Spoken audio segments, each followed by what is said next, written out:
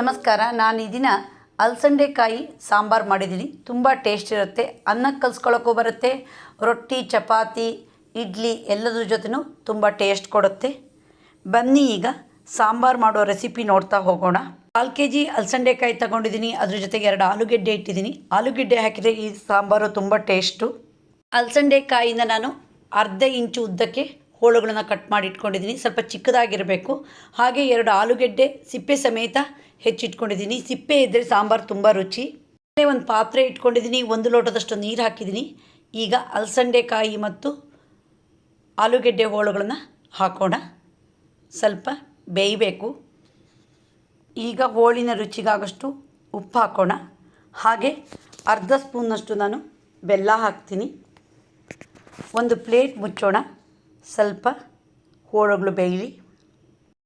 ಈಗ ನಾನು ಮಸಾಲೆ ರೆಡಿ ಮಾಡ್ತೀನಿ. ಒಲೆ ಮೇಲೆ ಬಾಣಲೆ ಇಟ್ಕೊಂಡಿದ್ದೀನಿ. ಅರ್ಧ ಸ್ಪೂನ್ ಎಣ್ಣೆ ಹಾಕಿದ್ದೀನಿ, ಕರಿಬೇವು ಹಾಕಿದ್ದೀನಿ. ಈಗ ಪರಿಮಳಕ್ಕೆ ಹಿಂಗೆ ಹಾಕಿದ್ದೀನಿ. 1 ಸ್ಪೂನು ಕೊತ್ತಂಬರಿ ಹಾಕೋಣ.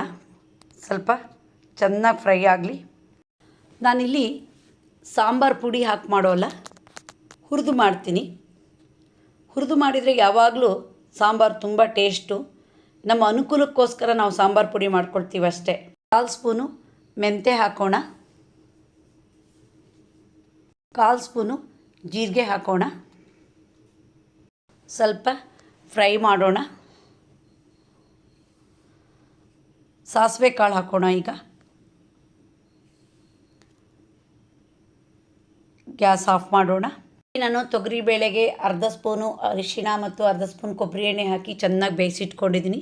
ಈಗ ಅರ್ಧ ಸ್ಪೂನಷ್ಟು ನೀರು ಹಾಕ್ತೀನಿ. ಒಂದ್ಸರಿ ಚೆನ್ನಾಗಿ ಮಿಕ್ಸ್ ಮಾಡೋಣ.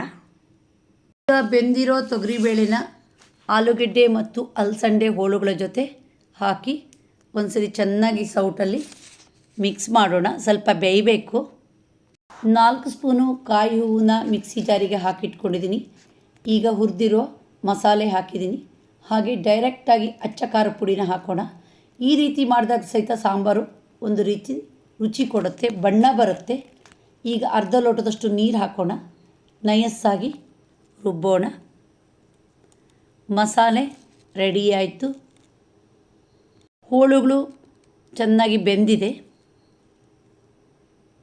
ಮತ್ತು ಅಲಸಂದೆ ಕಾಯಿಗಳು ಕೆಲವರಿಗೆ ಆಗಲ್ಲ, ಸ್ವಲ್ಪ ಗ್ಯಾಸ್ ಆಗುತ್ತೆ. ನಾನಿಲ್ಲಿ 1 ಸ್ಪೂನಷ್ಟು ಬೆಳ್ಳುಳ್ಳಿ ಜಜ್ಜಿ ಹಾಕ್ತೀನಿ. ಅದು ಒಂದು ರುಚಿ ಕೊಡುತ್ತೆ ಸಾಂಬಾರಿಗೆ.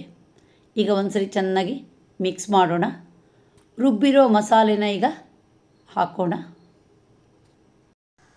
ಮಸಾಲೆ ಸೇರಿಸಿದ ಮೇಲೆ 1 ಲೋಟ ನೀರನ್ನು ಮಿಕ್ಸಿ ಜಾರಿಗೆ ಹಾಕಿ ಈಗ ಹಾಕಿದ್ದೀನಿ. ಮತ್ತು ಚೆನ್ನಾಗಿ ಸೌಟಲ್ಲಿ ಮಿಕ್ಸ್ ಮಾಡೋಣ. ಈಗ ರುಚಿಗಾಗಷ್ಟು ಉಪ್ಪು ಹಾಕೋಣ. ಹಾಗೆ ಕುದಿಯೋಕ್ಕಿಡೋಣ. ಈ ಬಿಳಿ ನೊರೆಗಳು ಪೂರ್ತಿ ಹೋಗಬೇಕು. ನೋಡಿ, ಸಾಂಬಾರು ಕುದ್ದಾಯಿತು. ಪರಿಮಳಕ್ಕೆ ಕೊತ್ತಂಬರಿ ಸೊಪ್ಪು ಮತ್ತು ಕರಿಬೇವನ್ನು ಹಾಕೋಣ.